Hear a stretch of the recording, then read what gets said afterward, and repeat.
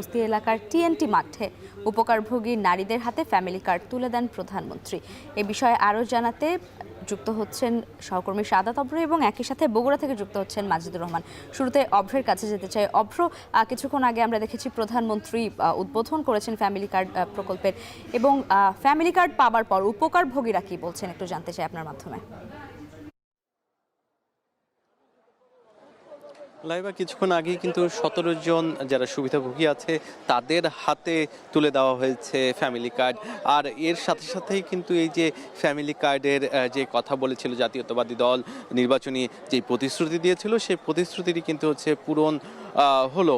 তার পাশাপাশি আজকের দিনকে ঘিরে কিন্তু নানা জল্পনা কল্পনা ছিল। 1 মাসেরও কম সময়ের মধ্যে কিন্তু বিশাল একটা 14টি জায়গায় কিন্তু এই যে এই কার্যক্রম সেটি কিন্তু অন্যরকম একটি ব্যাপার বলেও কিন্তু এখানে যারা এসেছেন তারা কিন্তু বলছেন যে যাদের দারিদ্র্য সীমার নিচে যারা বসবাস করেন, অনেক ক্ষেত্রেই তাদের নানা ধরনের সংকট আছে। সেই সংকট মোকাবেলায় এই যে আর্থিক সহায়তা, এটি কিন্তু অনেকাংশেই নারীদেরকে অনেক বেশি স্বাবলম্বী করে তুলবে। এর পাশাপাশি এই যে নারীর ক্ষমতায়নের কথা বলেছেন কিছুক্ষণ আগেও তারেক রহমান, তিনি বলেছিলেন যে এই যে নারীর ক্ষমতায়নের দিকটি মাথায় রেখে যিনি কিনা তার পরিবারের প্রধান নারী, সেই প্রধান নারীর হাতেই কিন্তু তুলে দেওয়া হবে এই ফ্যামিলি কার্ড। সেটি কিন্তু এই যে এই মঞ্চে তিনি করে দেখিয়েছেন।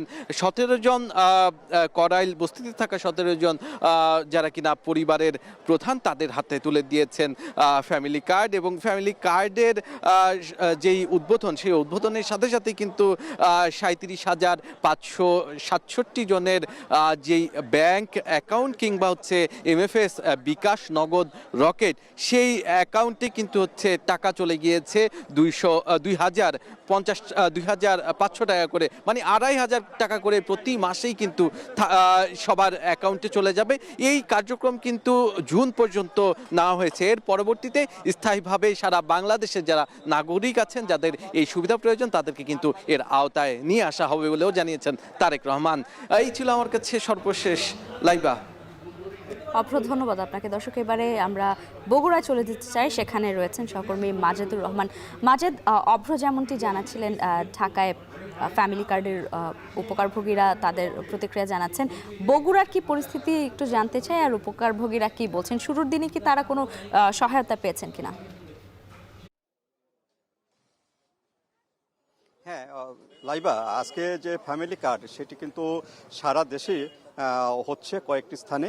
আর এখানে বগুড়াতে যে শাখারিয়ার যে গোপালবাড়ি যে এলাকাটা, সেই গ্রামটাকে জরিপ করা হয়েছে। সেই গ্রামটা জরিপ করার পরে এখানে 496 জনকে আজকে কিন্তু ফ্যামিলি কার্ডের যে সুবিধা, অর্থাৎ 2,500 টাকা করে, সেটা কিন্তু দেওয়া হয়েছে।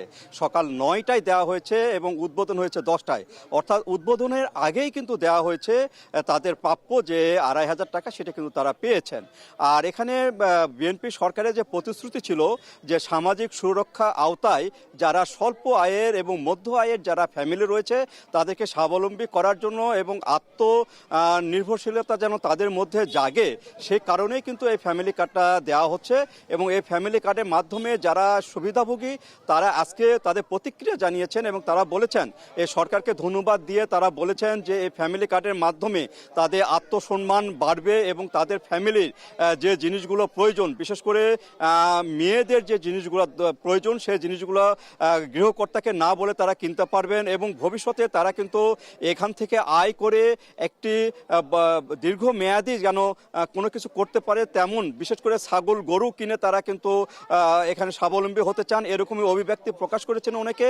এবং এখানে যে বিএনপি নেতৃবৃন্দ থেকে আরম্ভ করে যারা জেলা প্রশাসন এই কাজটি করেছেন, তারা কিন্তু কয়েকটি ভাবে এখানে যাচাই বাছাই করে কিন্তু তারা এই কার্ডটিকে শনাক্ত করেছেন এবং তারা কিন্তু এই কার্ডটি দিয়েছেন। এবং এই কার্ডের আওতায় যারা উপকার পাবেন তারা কিন্তু এই কার্ডের উপকার দিয়েই কিন্তু তাদের ভবিষ্যতে ফ্যামিলিকে একটা স্বনির্ভর ফ্যামিলি হিসাবে গড়ে তুলতে চান। তো এইভাবে তারা তাদের ব্যক্ত করেছেন। লাইবা, তো এই ছিল আমার কাছে বগুড়ার যে শাখারিয়া ইউনিয়নে যেখান থেকে কার্ড বিতরণ হচ্ছে তার সর্বশেষ খবর। ঢাকা এবং ঢাকার